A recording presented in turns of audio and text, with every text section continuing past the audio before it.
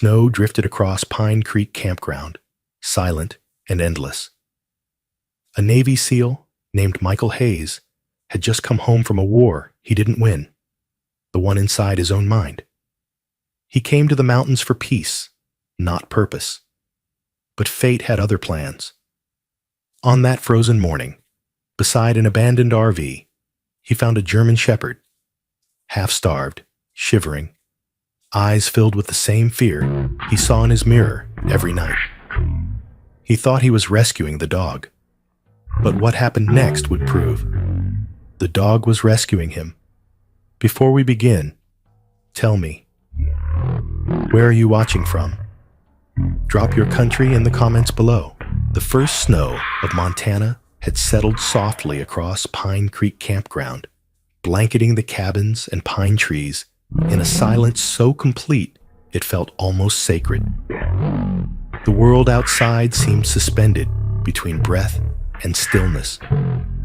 Beyond the fog, rising from the frozen creek, a narrow road wound through the forest, leading to a cluster of aging wooden cabins built for summer campers who never stayed long enough to see what winter did to this place. But one cabin now held a new resident, a man who had no intention of leaving. Michael Hayes, 38, stood at the back of his weathered pickup truck, unloading a small pile of boxes.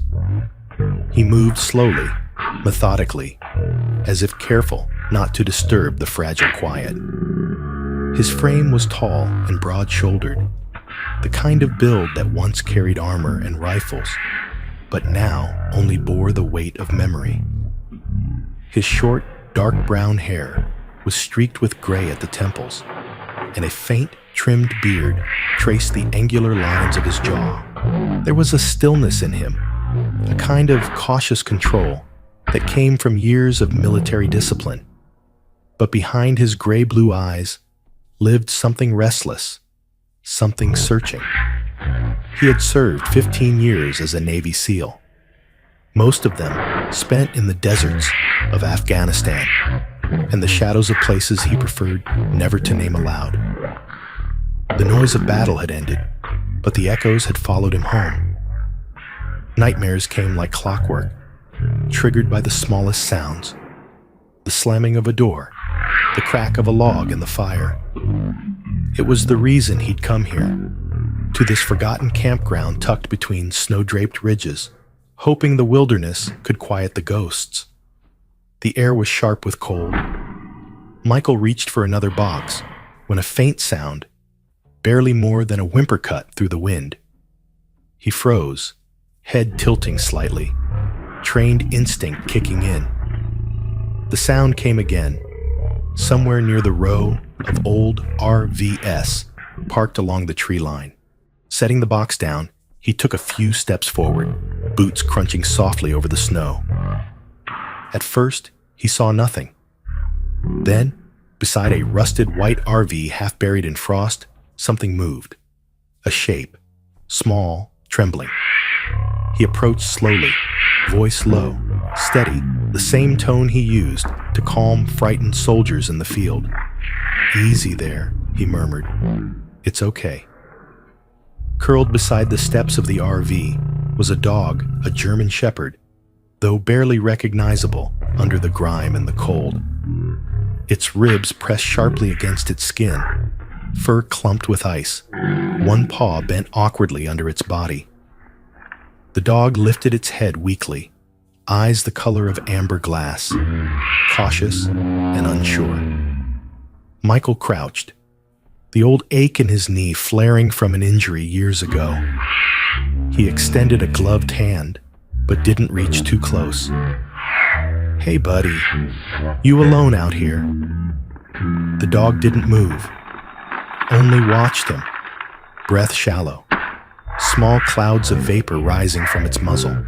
From a few cabins down, a voice called out, a woman's voice, warm but lined with age. "You found him, didn't you?" Michael turned.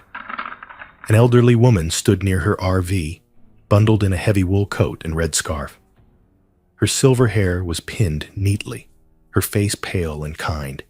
etched with the gentle wrinkles of someone who had lived long enough to see both beauty and loss. She carried herself with quiet dignity, though her gloved hands trembled slightly as she leaned on a wooden cane. "I saw that poor thing wander around yesterday," she said, walking carefully across the snow. "He wouldn't let anyone near." Michael nodded, eyes still on the dog. "He's scared.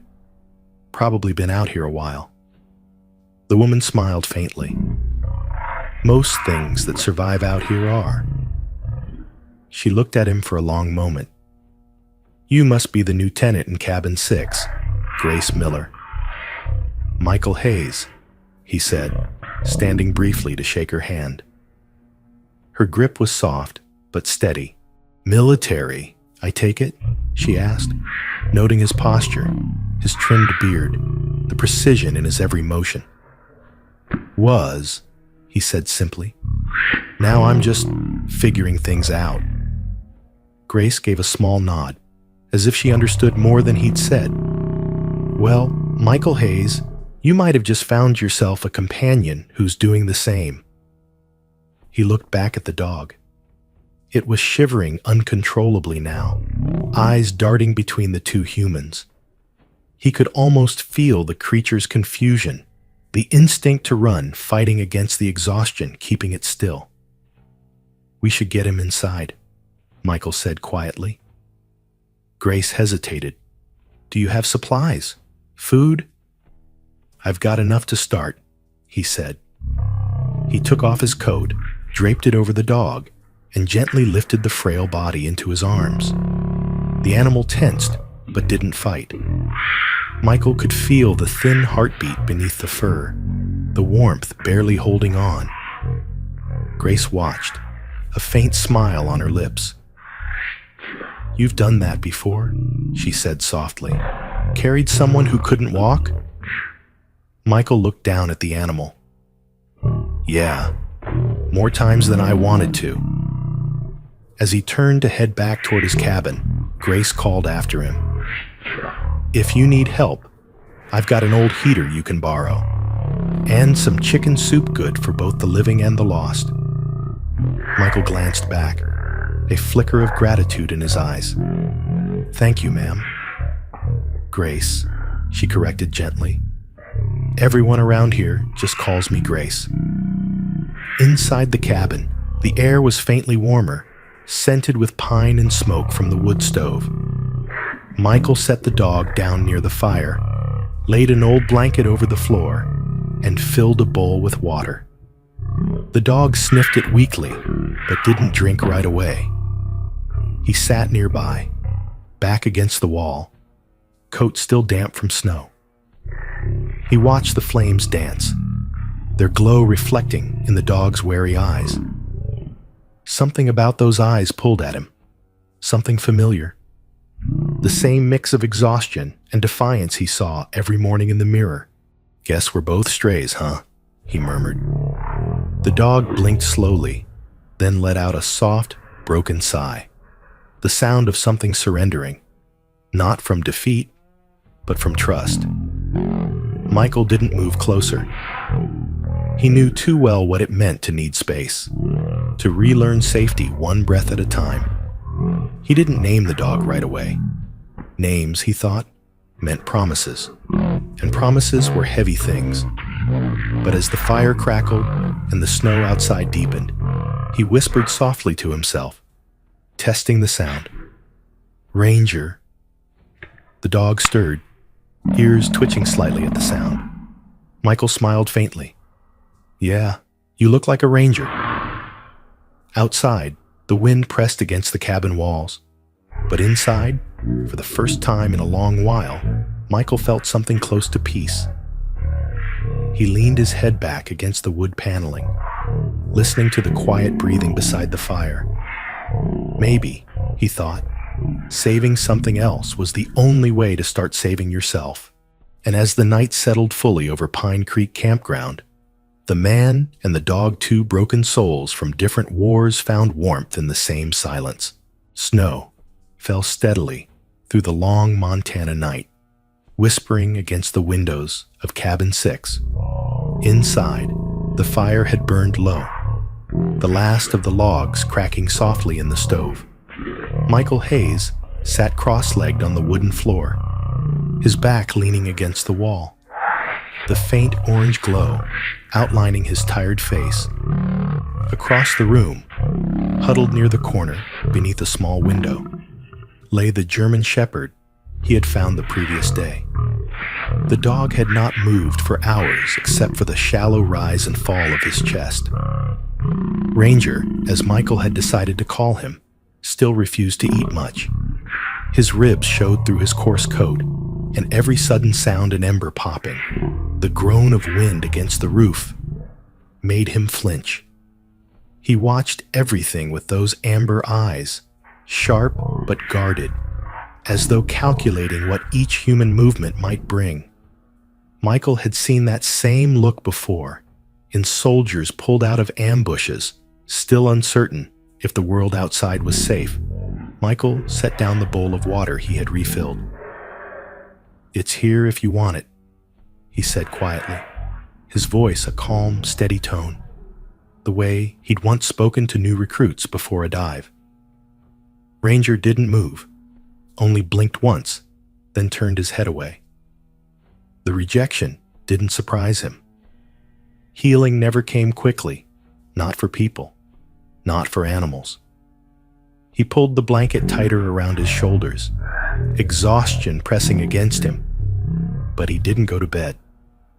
Every night since bringing the dog in, he had stayed awake near the stove, listening to the rhythm of Ranger's breathing. It reminded him he wasn't completely alone. Just before dawn, there was a light knock on the door. Michael hesitated before opening it. The cold rushed in, along with a swirl of snow, and on the threshold stood Grace Miller, wrapped in a thick brown coat, her gray hair tucked into a knitted hat. She held a small metal thermos in one gloved hand and smiled softly. "I brought you something warm," she said. Michael stepped aside to let her in. "You didn't have to walk out here in this weather. Old habits die hard," Grace replied with a shrug. "My husband always said the best way to start the morning was to bring someone else a little warmth." She set the thermos on the table, hot cocoa, and some biscuits. "I figured your new friend might like one too, if he's feeling brave." The mention of her husband drew a flicker of sadness across her eyes. Grace Miller had lost her husband, Frank, 3 winters earlier. Frank had been a forest ranger before retirement, a broad-shouldered man with a booming laugh who used to help stranded hikers along the ridge trails. When he passed away, the campground felt emptier, she said, but she never left, because some part of her still heard him in the trees. Michael poured a cup of cocoa, the steam rising into the air. "Thank you," he said. "You didn't have to." "I know," she said simply, pulling off her gloves. "But it gets lonely out there, and company is a good excuse to walk."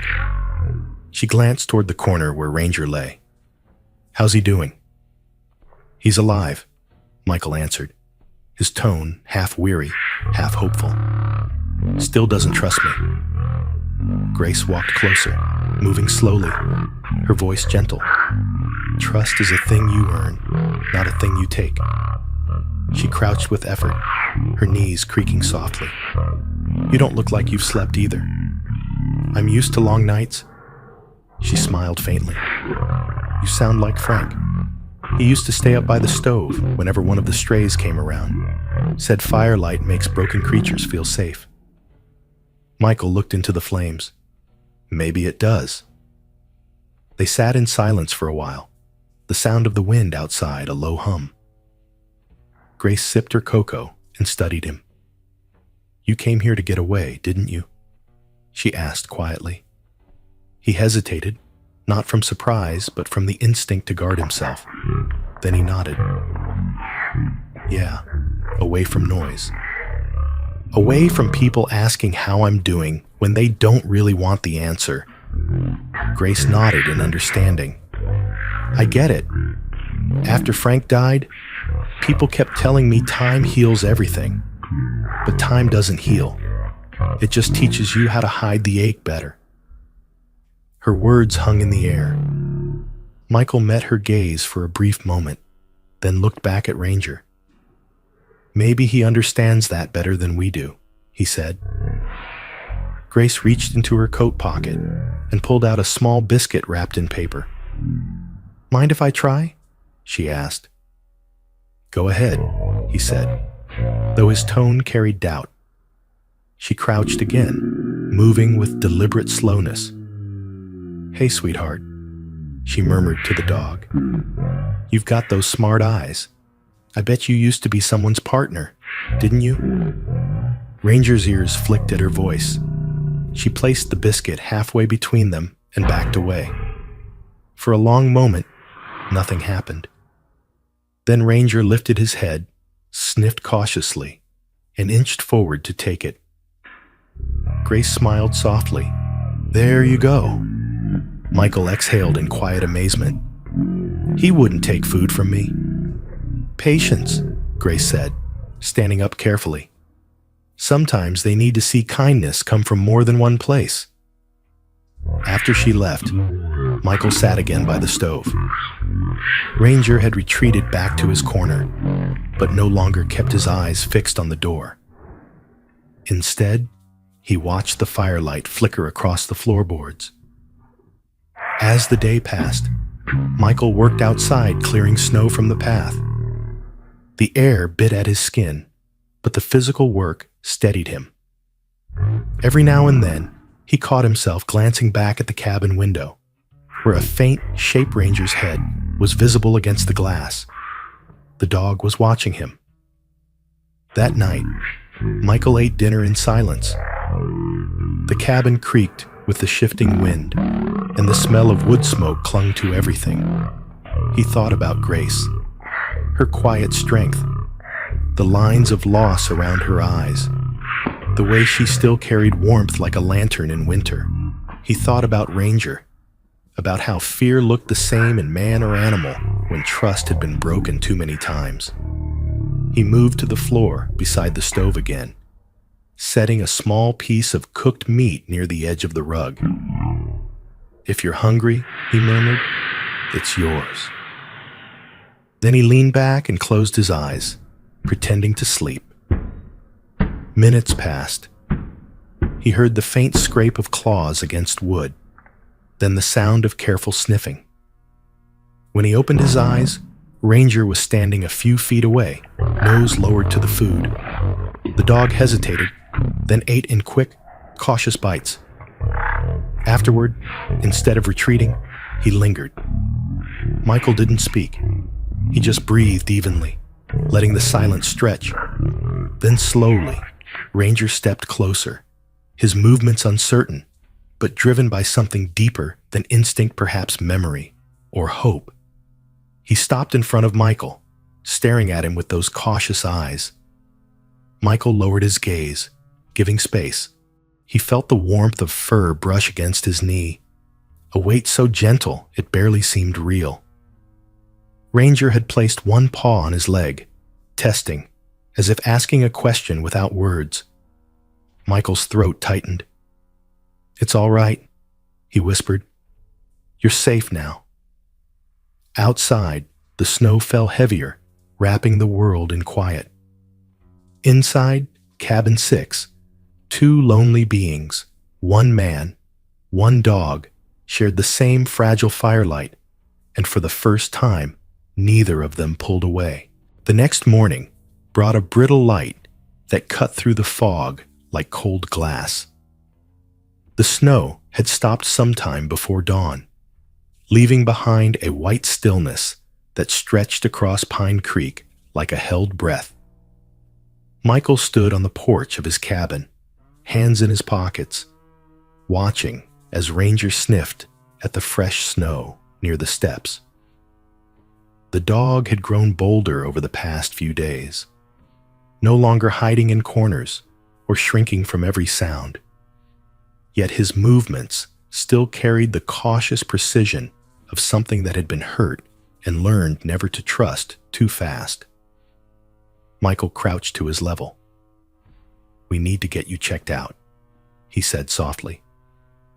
Ranger lifted his head at the sound, ears twitching. His fur looked cleaner now. Michael had wiped off the worst of the dirt with a damp cloth the night before, but scars traced faint lines under the thick coat, reminders of a story he didn't yet know. They made their way to the truck parked near the tree line. Ranger hesitated at the open passenger door, muscles tightening. Michael waited, patient, saying nothing. After a long pause, Ranger jumped in, curling his paws under him, eyes fixed ahead. Michael smiled faintly and started the engine. The truck's heater struggled to push warmth through the cab as they drove down the winding mountain road toward the small town of White Pine, 15 miles away. The veterinary clinic stood at the edge of town, a modest one-story building painted faded blue, with a wooden sign that read, "Dr. Larson's Animal Care." Inside, it smelled faintly of antiseptic and cedar shavings. Behind the counter, a woman in her early 50s looked up and smiled. She had kind eyes behind round glasses, her auburn hair streaked with gray and tied loosely back. Her name tag read, Dr. Ellen Larson. Dr. Larson had lived in White Pine her entire life. She was tall and lean, her hands steady and warm, the kind of person who spoke little but made every word feel deliberate. Years of caring for injured animals had made her both pragmatic and deeply empathetic, someone who understood pain without needing it explained. "Morning," she greeted. "You must be new around here." "Michael Hayes," he said, offering his hand. "Brought this guy in. Found him near the campground." Her gaze shifted to Ranger, who was sitting stiffly beside Michael's leg. "Well now," she murmured, kneeling slowly. "You're a handsome one, aren't you?" Ranger's eyes tracked her every move. She extended her hand, palm down, waiting until he leaned forward to sniff. "Good boy," she whispered, then glanced up at Michael. "He's cautious, but not aggressive. That's a good sign." They moved into an exam room, where Dr. Larson began checking Ranger, gently listening to his heartbeat, testing his joints, running her fingers through the fur to feel for wounds. Ranger flinched only once, when she touched a spot behind his shoulder. "He's got some scar tissue here," she said. "Old injury. Not life-threatening now." Michael folded his arms, leaning against the wall. Any idea what kind of life he had before this? She sighed, standing straight. "If I had to guess, he's been through training. Probably police or military-grade obedience school. The posture, the muscle tone, the way he watches you, those don't come from street life." Michael frowned. "Training?" "Yeah," she said, moving to her desk to check a file. "But he didn't finish it. I can tell.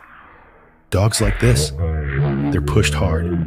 Some make it, some don't. The ones that don't are often discarded, sold off, or abandoned. It's brutal, really." Michael's jaw tightened. He was punished for not being perfect. Dr. Larson met his gaze. "Most likely." He looked down at Ranger, who was sitting quietly now, his eyes flicking between them. In that moment, Michael felt something sharp twist inside him. Recognition. "I know that look," he said quietly. Dr. Larson tilted her head. "What look?" "The one where you're doing everything right, and it's still not enough." He ran a hand over his face. "He's scared of failure, just like I was."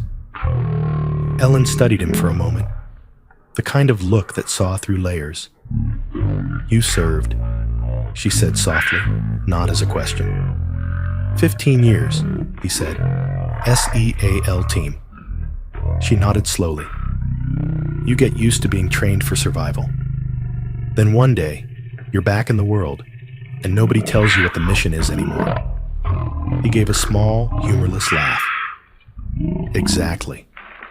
She finished the exam, gave him antibiotics for Ranger's mild infection, and printed the paperwork. He'll heal fine, she said. Physically, anyway. The rest will take time. Michael thanked her and walked Ranger back to the truck. As they reached the door, Ranger didn't hesitate this time. He climbed in first, turning once before settling near Michael's seat. For the first time, his head rested lightly against Michael's arm during the drive back. That afternoon, the sky turned silver with approaching snow. Michael parked near Grace's RV and saw her outside, sorting through a stack of boxes on a small fold-out table. She was dressed in her usual wool coat and a blue knitted hat, her cheeks flushed from the cold. "Need a hand?" he called out. Grace looked up and smiled. "I wouldn't turn it down. These old boxes have more dust than memories." Michael walked over, brushing snow off one of the lids. "Cleaning day?" She nodded. "More like a letting go day." Her hands lingered on a faded wooden box. These were Frank's things: tools, photos, his Ranger badge. She hesitated before opening the lid. Inside were neatly folded shirts, a map, and a stack of black and white photographs of mountain trails. Her voice softened. "He used to say, the forest keeps everything you leave behind. I'm not sure if that's comforting or cruel." Michael leaned on the table, looking at the photos. "He looks like a good man." "He was," Grace said, a faint smile crossing her face. "Strong and patient. The kind of man who'd stop to move a turtle off the road." She paused, her eyes glassy with memory. But the last few years, the sickness changed him, made him quiet. And when he left, I didn't know what to do with the silence. Michael said nothing, just listened. He knew that kind of silence. It was the same one that followed the loss of a team member, the kind that echoed even when no one was speaking. He picked up the next box and began sealing it with tape. "Maybe you don't have to throw everything away," he said. "Maybe just make space for new things to remember." Grace looked at him with gentle eyes. "You sound like someone learning that himself." "Maybe I am." When they finished packing, she handed him an old photo of Frank standing beside a dog, another German Shepherd, strong and alert. "He rescued this one after a fire in 2003, she said. "I always thought animals find the people who need them most." Michael looked at the photo, then at Ranger, who sat patiently in the snow nearby, tail curled around his paws. Maybe they still do. As dusk fell, he and Ranger walked back toward the cabin, the cold bit sharper now, the wind carrying the scent of pine and smoke. Michael glanced down at the dog walking close to his leg, step for step, no hesitation in his stride. The leash hung loose, unnecessary. "You're learning fast," Michael said quietly. Ranger looked up at him, eyes calm, steady. For the first time, Michael felt something unspoken pass between them. Trust. Fragile, but real. By the time they reached the porch, the first flakes of snow had started to fall again. Ranger followed him inside without command, settling by the fire with a soft sigh. Michael watched him for a moment, the glow of the flames reflecting in both their eyes. He knew now that Ranger's scars weren't just from his body. They were carved from expectation, fear, and loss, the same wounds Michael carried in silence. And somehow, the two of them, broken in different ways, had begun to heal in the same light. The storm had passed in the night, leaving behind a forest made of glass and silence. Every branch of every pine glittered under the pale Montana sun, each needle coated in frost. Michael stood outside his cabin, his breath forming clouds that drifted upward before vanishing into the thin morning air. Ranger trotted a few yards ahead, his black and tan coat standing out against the white snow. The dog had changed in small but visible ways over the past week, his ribs no longer sharp beneath the fur, his tail held higher, his steps more certain. But the fear still lingered in his eyes, that old instinct to flee whenever the world made a sound too sudden or too loud. Michael tossed a stick across the clearing, watching Ranger sprint after it, powerful and graceful. For a brief moment, it looked effortless, just a dog and his handler sharing a quiet morning. But healing, Michael knew, never came in straight lines. He had learned that lesson himself, again and again, in the slow crawl back from battle. The tranquility broke suddenly. From somewhere beyond the ridge came the sharp, echoing crack of a rifle. A hunter's gunshot common in these woods, but shattering in its violence. Ranger froze mid-stride, muscles tightening, eyes going wide. Then came another shot, closer this time, bouncing between the trees. "Ranger, easy," Michael called softly, stepping forward with his palms open. But the sound had already triggered something deep inside the dog, something older than reason, a memory built from pain and noise. Ranger bolted. He ran like he had been born to run head low, tail tucked, paws scattering snow in frantic bursts. "Ranger!" Michael shouted, but only once. His voice cut through the air, then fell silent. He stopped himself from calling again. He knew chasing and yelling would only drive the dog deeper into panic. He pulled his jacket tighter, grabbed his gloves, and began walking into the forest. His breath came quick against the cold. He followed the trail of paw prints, weaving between the trees, heart pounding with worry, but guided by restraint. The forest was quiet again now, except for the distant hum of wind moving through pine needles. An hour passed.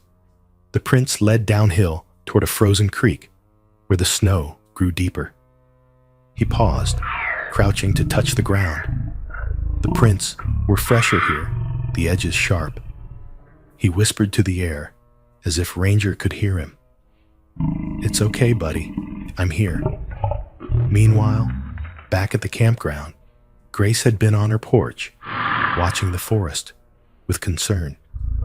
She had seen the way Michael ran after the dog, disappearing between the pines, and she recognized the look on his face, the quiet panic that never screamed but weighed like stone. She went inside her RV and reached for her old landline. It was the same phone she had shared with Frank years ago, back when he worked the ranger post, and she worried every time he went out during hunting season. She dialed the local forest warden, a young man named Benji Clark. Benji was in his late 20s, tall and wiry, with a boyish face hidden behind a short beard. He'd grown up in White Pine and taken over the ranger post after Frank passed. Benji was respectful toward Grace, calling her Mrs. Miller, even when she insisted he stop. "Benji, it's Grace," she said over the crackling line. "There's a man from Cabin 6 Michael Hayes. His dog bolted into the woods after gunfire. I think he went after it." Benji's voice turned serious. "Understood. I'll head that way and check the southern ridge. You tell him to stay near the trail if he comes back." "I will," she said. "And Benji be gentle if you find them. That man's been through enough." By the time the sun had started to sink, the forest had turned gray-blue, and snow fell again in soft flurries. Michael was deep in the pines now, his boots crunching over frozen earth. His hands were numb, but he barely noticed. He found broken branches ahead and followed them until the forest opened into a small clearing. There, beneath a fallen pine, lay Ranger. The dog wasn't injured, just curled tightly, chest rising and falling fast, his fur dusted with snow. His eyes flicked up when Michael approached, wild and unsteady. Michael stopped 20 feet away. He crouched, not saying a word, and waited. His instinct was to reach out, to rush forward and gather the trembling creature into safety, but he resisted. He remembered too well what it felt like to be trapped in fear, the way any sudden kindness could feel like a threat. He lowered himself into the snow, sitting cross-legged.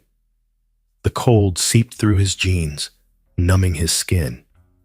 But he stayed still. His breath came in calm, measured clouds.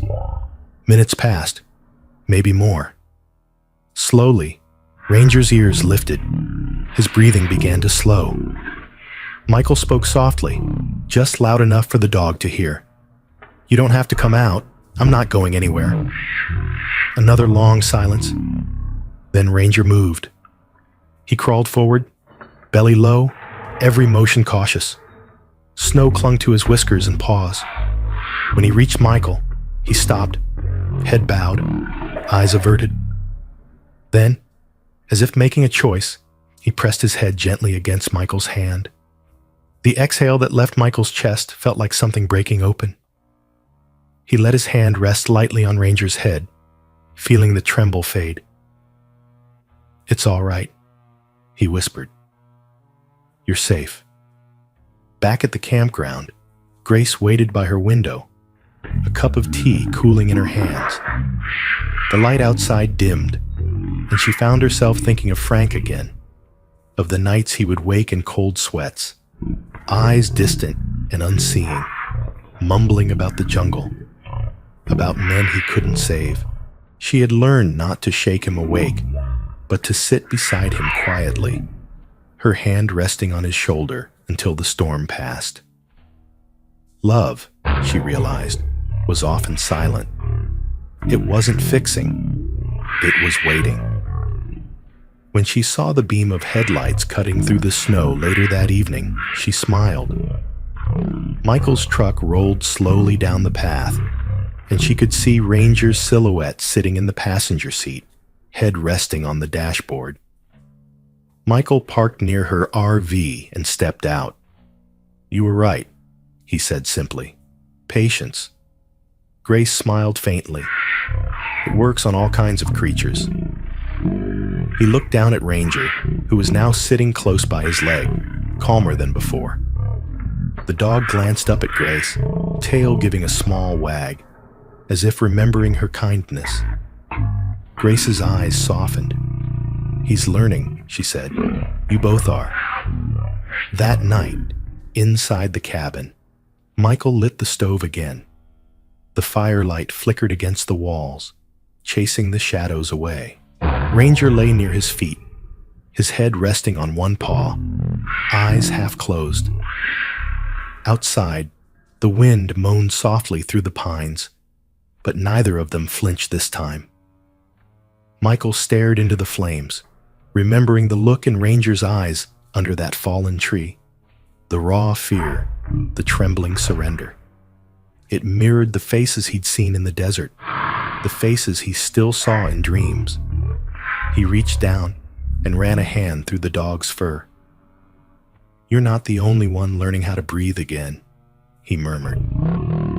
The fire cracked, and the warmth filled the small cabin. Ranger sighed, pressing closer, and for the first time since the war, Michael felt the weight in his chest begin to lift. The days after the storm settled into a rhythm quiet, cold, and steady. Morning light spread across the Pine Creek campground like melted gold, catching on the icicles that hung from cabin roofs. Michael woke early each day, his habits still rooted in the discipline of military life. The clock meant less out here, but the structure kept him steady. Ranger followed him everywhere now, his stride confident and his fur glossy under the pale sun. Ranger was no longer the frightened creature curled in the corner of the cabin. He'd filled out with muscle, his tail carried high, his eyes sharp and alive. Sometimes, Michael caught himself smiling at how alert the dog was, how quickly he seemed to learn. "Sit," Michael said one morning, raising his palm flat. Ranger obeyed immediately, tail sweeping the floor once. Michael crouched, meeting his gaze. "You remember signals, don't you? Let's see what else you've got." He began with simple hand motions, the same silent gestures he'd used during missions. Stop, down, hold. Each one, Ranger watched closely, head tilted, and then mimicked the command perfectly after only 1 or 2 tries. The precision amazed Michael. He hadn't seen that kind of focus since his SEAL days. As the wind shifted, he stood upright and gave another gesture. Ranger froze, eyes locked, muscles taut, but waiting. "Good," Michael murmured. He reached out to pat the dog's neck. "You're not just smart, you're tactical." Ranger's ears flicked forward at the sound of his voice. Something passed between them, a silent understanding, the kind that came from shared purpose. For the first time since leaving the service, Michael felt the familiar pulse of teamwork again. The training continued over the next week. In the mornings, they practiced outside the cabin among the snowdrifts. In the afternoons, Michael took Ranger into the woods for long walks, teaching him distance recall and quiet movement through underbrush. Ranger responded to every signal like instinct, his body fluid and responsive, his eyes never leaving Michael's hands. Sometimes, while watching Ranger move, Michael felt that old ache stir in his chest.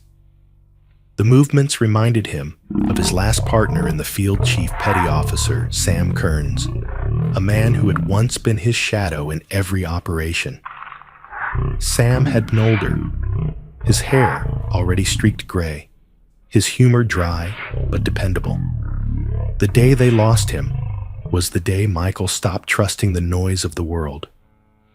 Ranger's steady presence was somehow reopening that wound and stitching it shut all at once. That afternoon, as the sun dipped low and turned the snow pink, a voice called out from across the campground.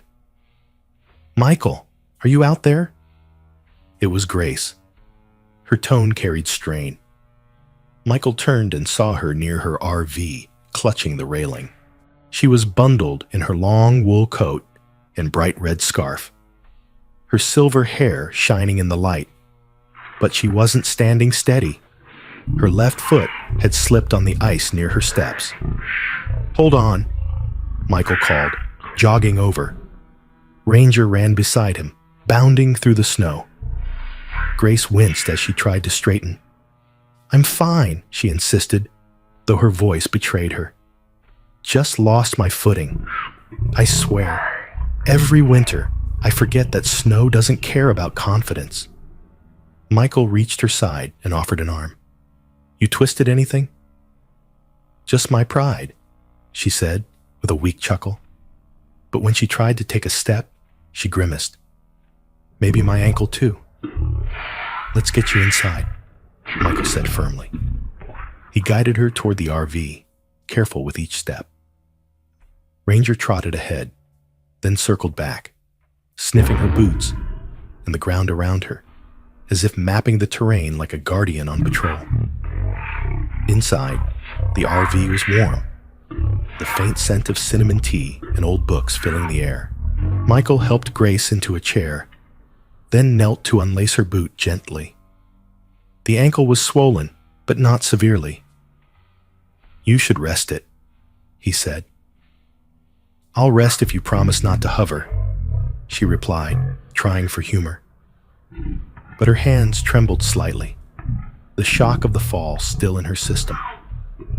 Ranger lay down beside her chair without command, resting his head on his paws. His eyes stayed fixed on her face, steady and calm. Grace looked down at him and smiled softly. "He's a good boy," she murmured, her voice low and fond. "Knows when someone's hurting?" Michael poured her a cup of tea from the small kettle on the stove. "He's learning fast," he said. Grace sipped slowly, her eyes wandering to the window. "You know," she began, her voice distant. "Frank used to shovel this path every morning. Said no one should ever have to walk through snow alone." She let out a small laugh. "I never thought I'd miss the sound of that shovel scraping the ground." Michael looked out at the drifted path beyond the glass.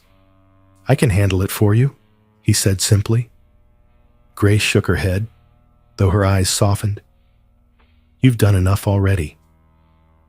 "I insist," he replied, already pulling on his gloves.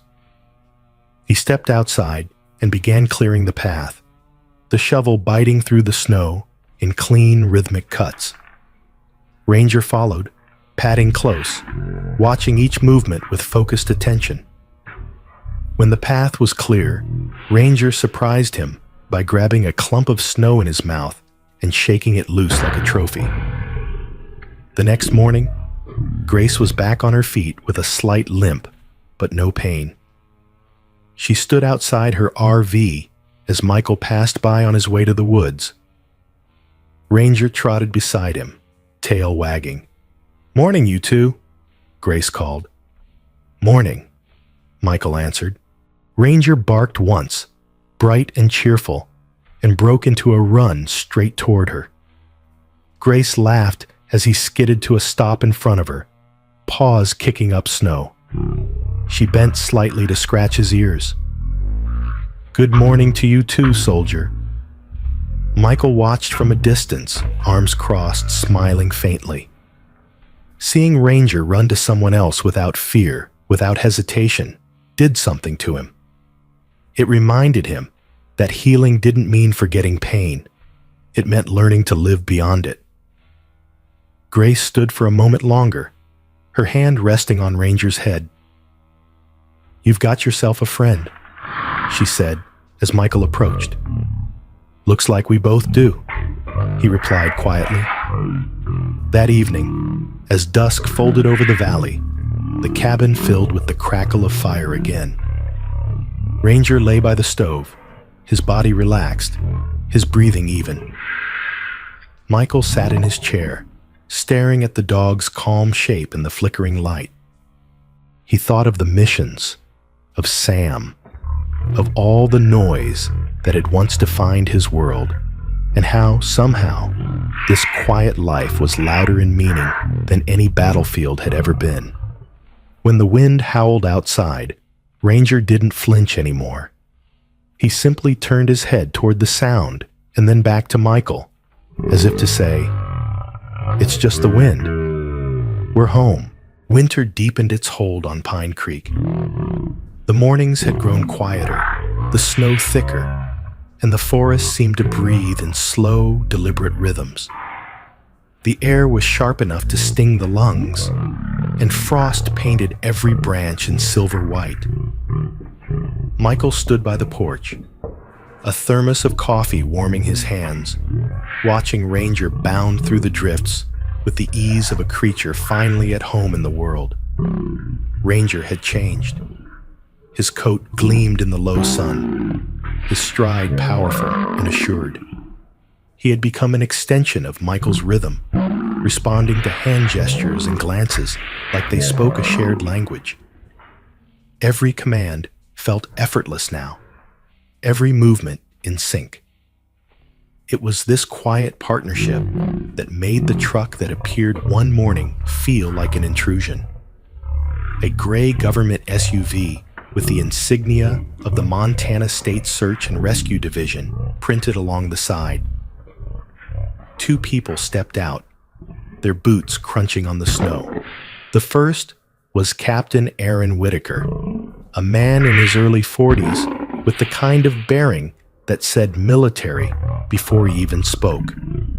His face was square, his hair short-cropped and flecked with gray, and there was a faint scar running from his temple to the corner of his jaw, a relic of his time in Afghanistan, though he rarely talked about it. His eyes were sharp but kind, the sort of look that saw too much and judged very little.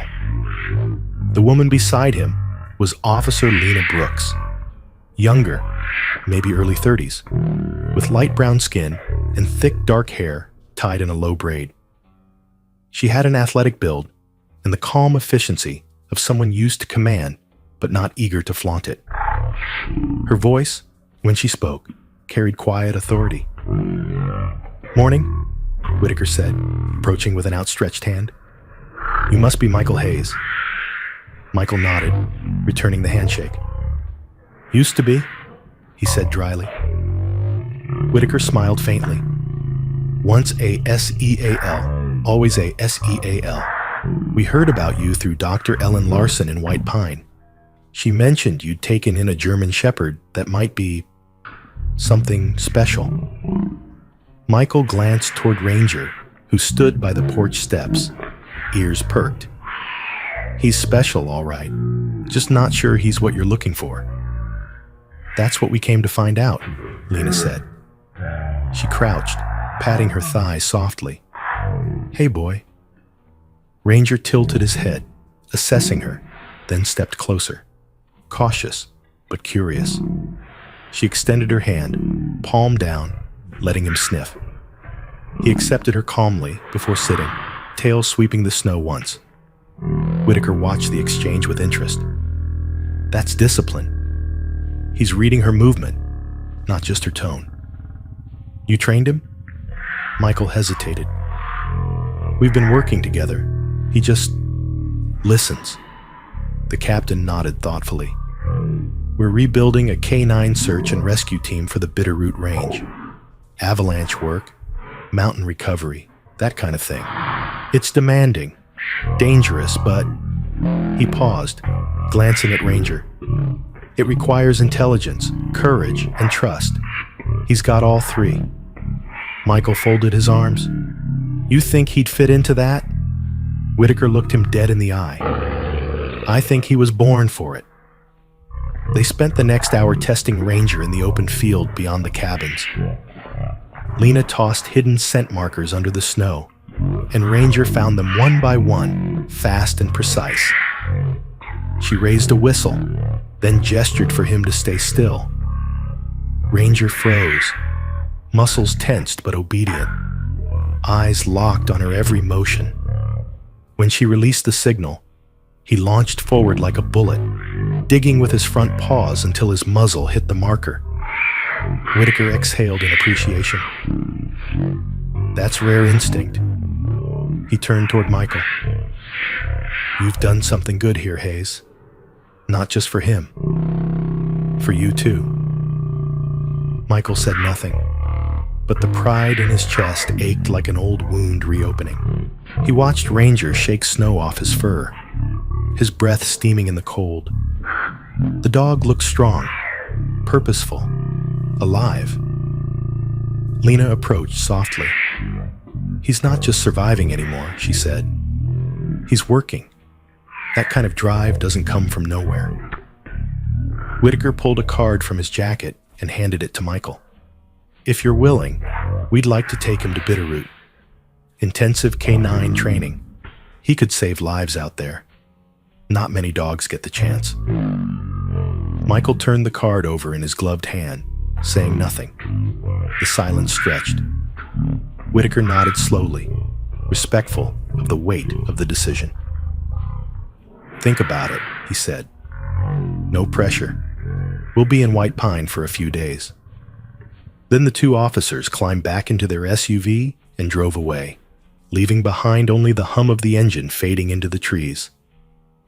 That evening, Grace came by with her usual thermos of cocoa.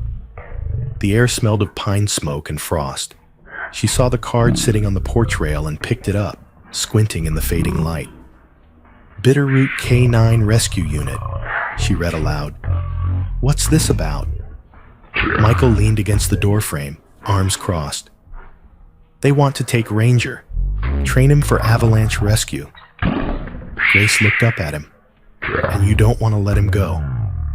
He gave a faint, humorless smile. "Would you?" She didn't answer right away. Instead, she reached into her coat pocket and pulled out a folded, time-stained envelope.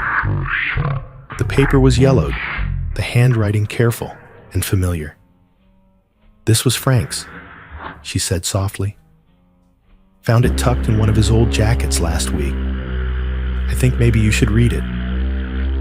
Michael unfolded it carefully. The ink had faded slightly, but the words were still clear. "If you love something or someone, don't chain them to your comfort. Help them get where they belong. That's what real love does. It lets them find the horizon you can't see yet." Michael read it twice. The words lingered between them, heavy and kind all at once. Later, after Grace left, Michael sat beside the fireplace, Ranger lying at his feet. He ran his fingers through the dog's thick fur, feeling the steady rise and fall of his breath. The thought of sending him away clawed at his chest. The cabin had felt empty before Ranger arrived, and now it pulsed with life again. But he also knew that keeping him here, safe, quiet, hidden, might mean denying him what he was meant for. The fire crackled softly. Outside, the night snow fell in thick silence. Michael exhaled slowly. "You'd be good out there, wouldn't you?"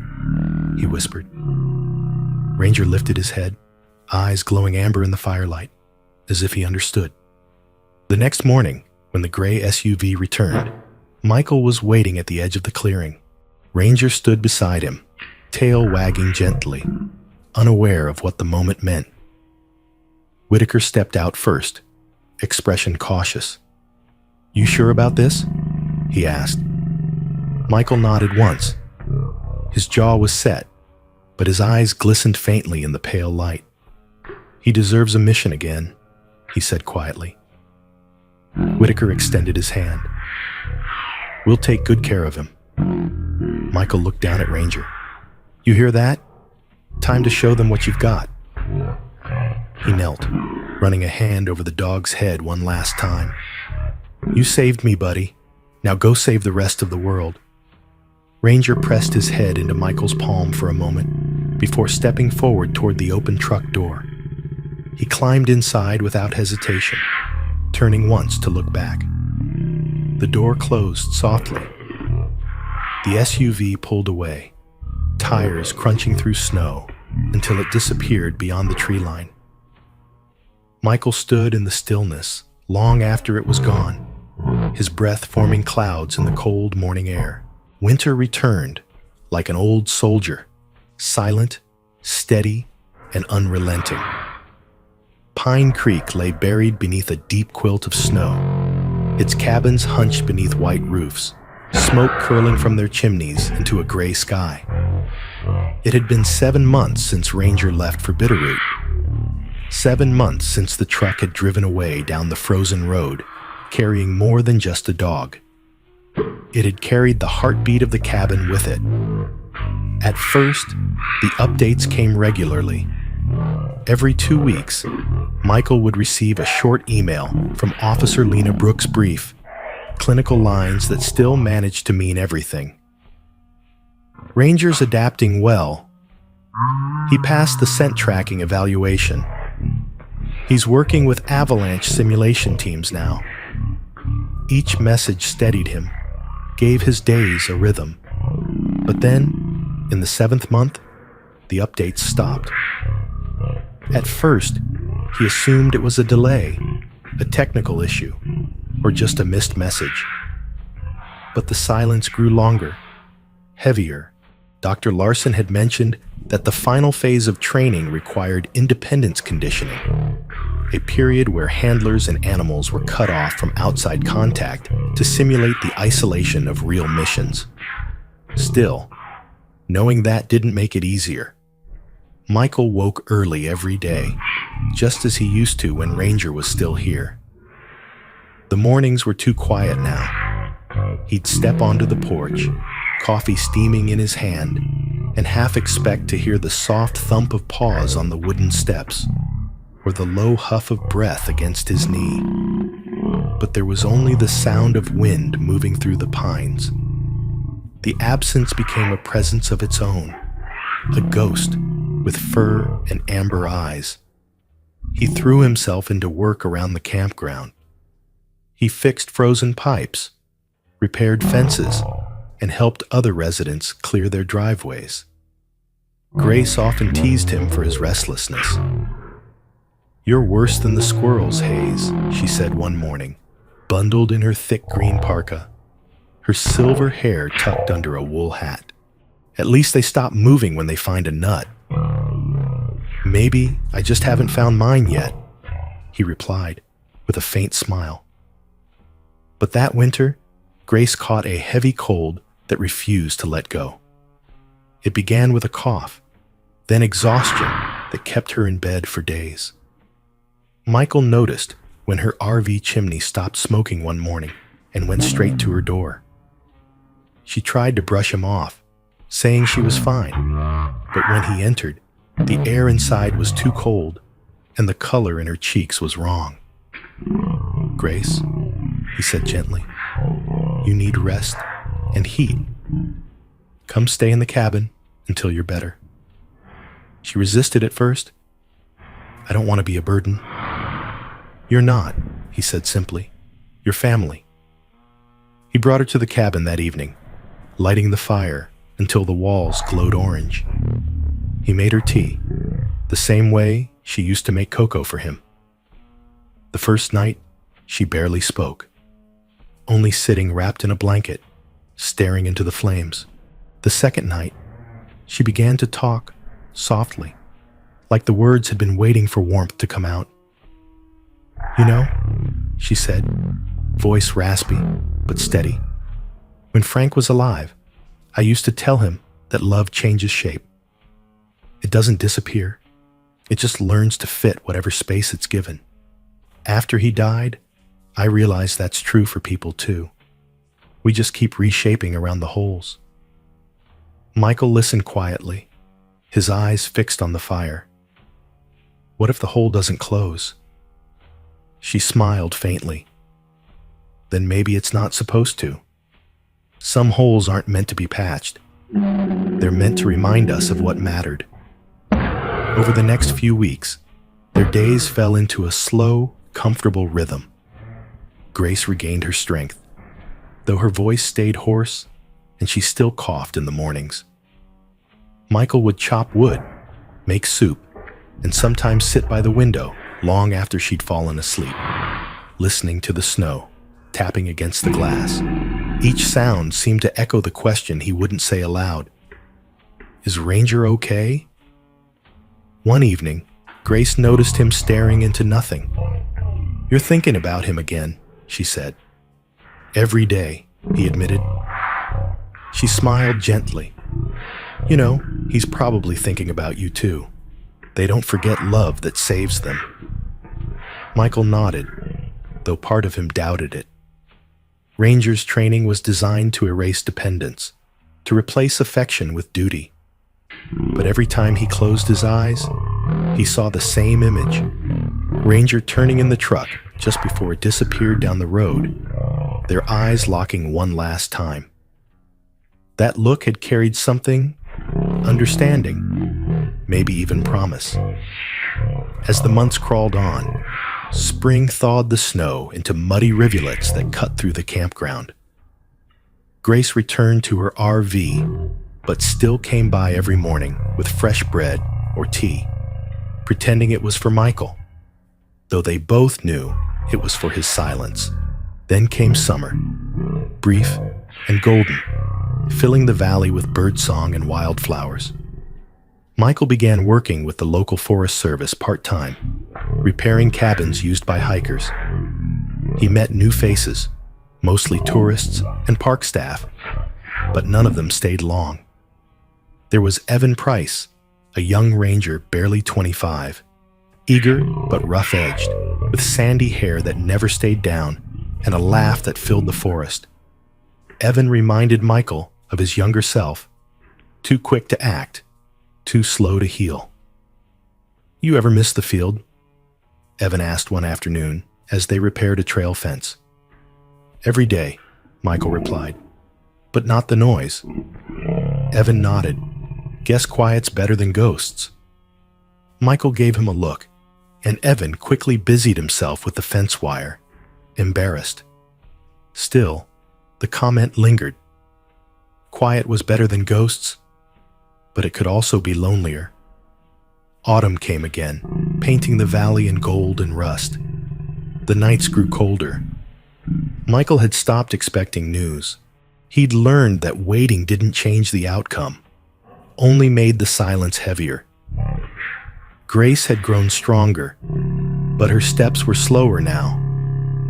Sometimes, she'd knock on his door at night just to talk for a few minutes about Frank, about the stars, or about how the mountains made her feel small in a good way.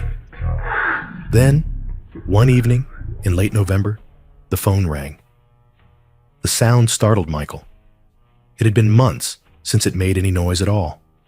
He reached for it slowly, almost afraid of what he might hear. "Mr. Hayes?" The voice was familiar. It was Captain Whitaker. The tone was firm but gentle, the kind used when good news carried a cost. "Yes," Michael said, his voice catching slightly. "We'd like you to come to Montana Ridge," Whitaker continued. "We're running a behavioral assessment. Rangers completed the advanced rescue phase. We want to test recognition response." Michael felt his pulse quicken. Recognition response? Whitaker hesitated, as if choosing his words carefully. "We want to know if he still remembers you." For a long moment, Michael couldn't speak. He looked toward the cabin door, where snow was beginning to fall again outside. The world felt suddenly smaller, like it was holding its breath. "I'll be there," he said finally, his voice quiet but steady. When he hung up, Grace was standing in the doorway, wrapped in her shawl. She didn't ask what the call was about. She didn't need to. She only said, "Sometimes, love finds its way back just to prove it never left." Outside, the wind carried the sound of distant branches bending under snow. Michael stared out into the darkness, the porch creaking softly under his weight. For the first time in months, he could almost hear it again, the rhythm of paws on old wood, running toward home. The morning air over Montana Ridge was clear and razor cold, the kind of cold that bit through fabric and memory alike.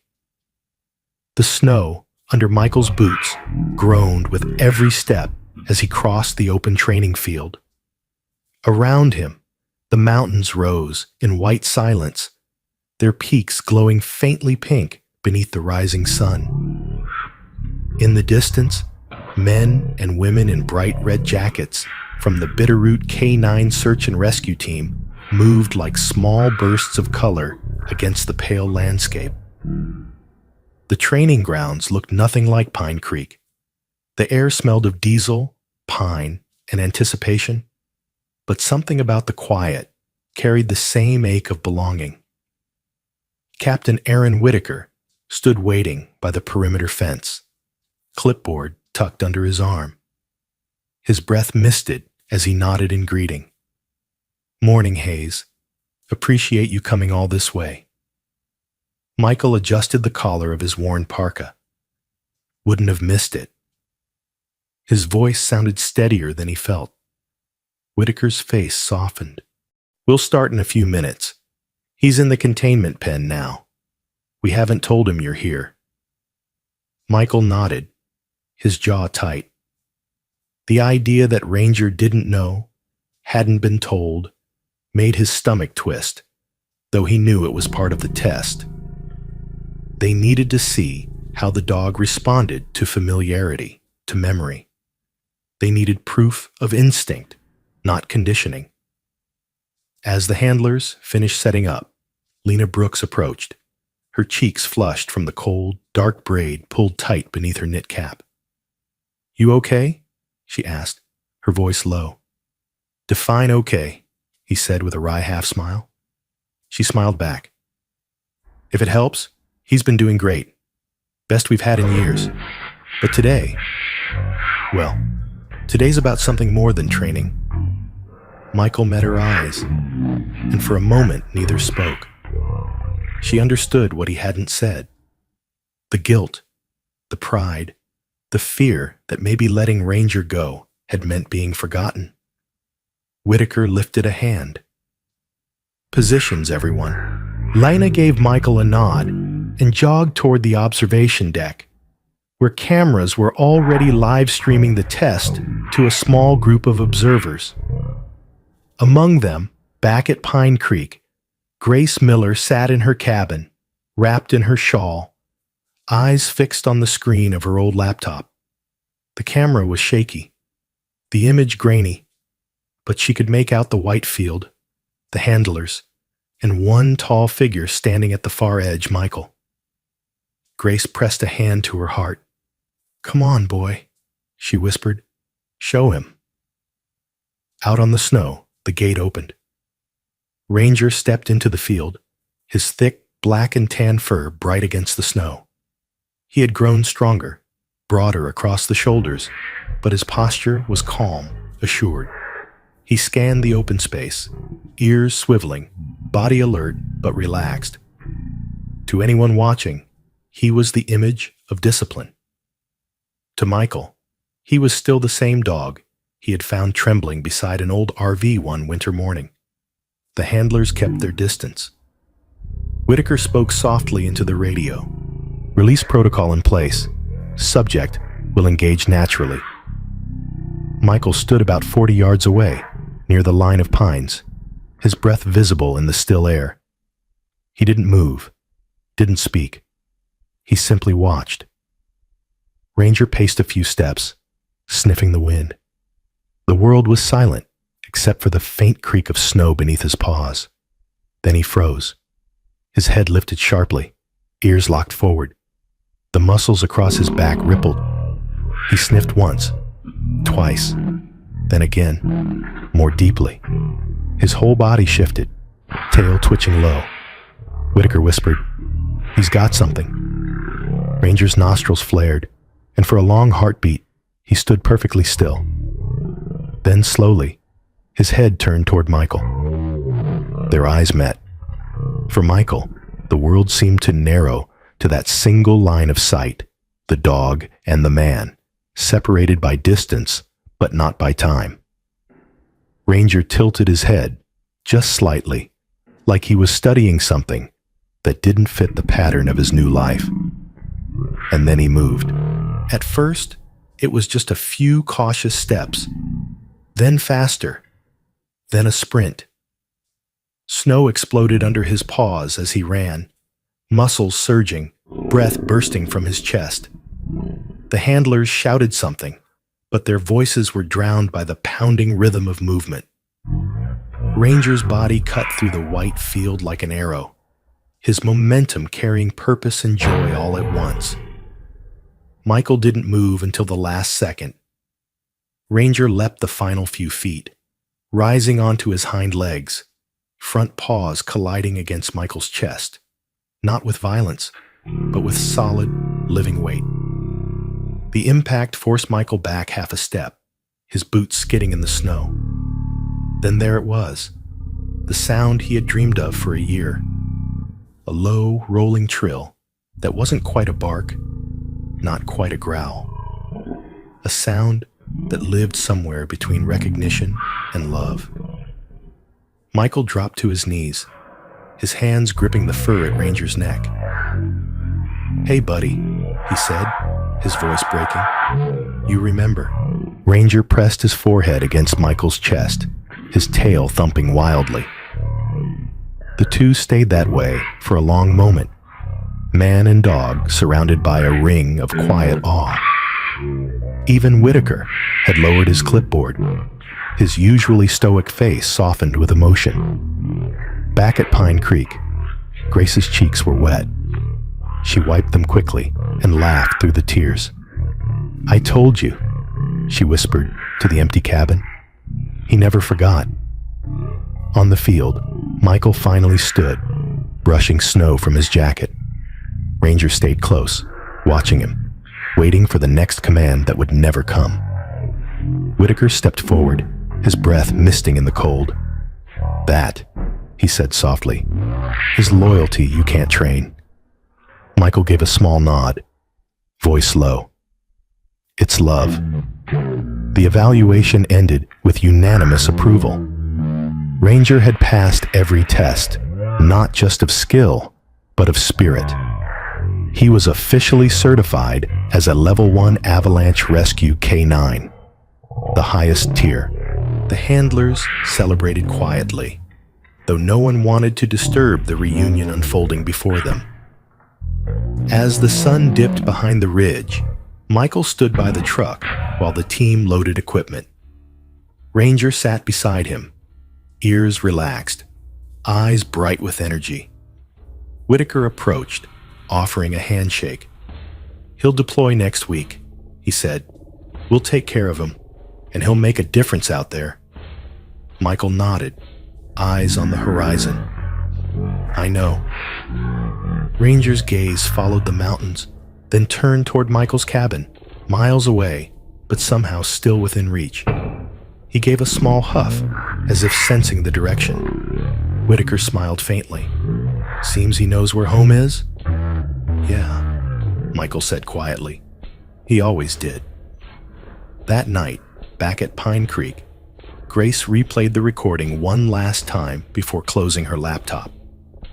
The screen froze on the moment Ranger leapt into Michael's arms, snow suspended midair like 1,000 tiny miracles. She whispered to herself, "Some loves don't fade. They just find a new way to stay." A few days later, news came that Ranger had been assigned to a new rescue unit based in the northern slopes, covering the mountain routes near Pine Creek. Each time their vehicle passed through town, Grace swore she could see the German Shepherd in the back, head turned toward the woods, eyes fixed on a small cabin hidden beneath the trees. And in that cabin, sometimes, Michael would pause mid-task, hammer in hand, or kettle on the stove, feeling, without knowing why, that something loyal and alive was still watching over him from the snow. In the end, the story of Michael and Ranger is not just about a man and his dog. It's about grace, faith, and the quiet miracles that still move through this world. Some miracles don't come with thunder or light from the sky. They arrive softly, in fur and loyalty, in second chances and hearts that dare to love again. Ranger's return wasn't just a reunion. It was a reminder that even when we lose our way, God never forgets where to find us. In every broken place, He plants something that can heal. In every long winter, He sends a reason to keep believing. If you've ever loved and lost, if you've ever waited for something that felt too far gone, let this story remind you. Miracles still happen, often through the hands and hearts of those we least expect. Share this story with someone who needs hope today. Leave a comment below to tell us where you're watching from, and if you believe that no soul, human or animal, should ever be left behind, hit that subscribe button. May God bless you, your home, and every small miracle that finds its way to your door.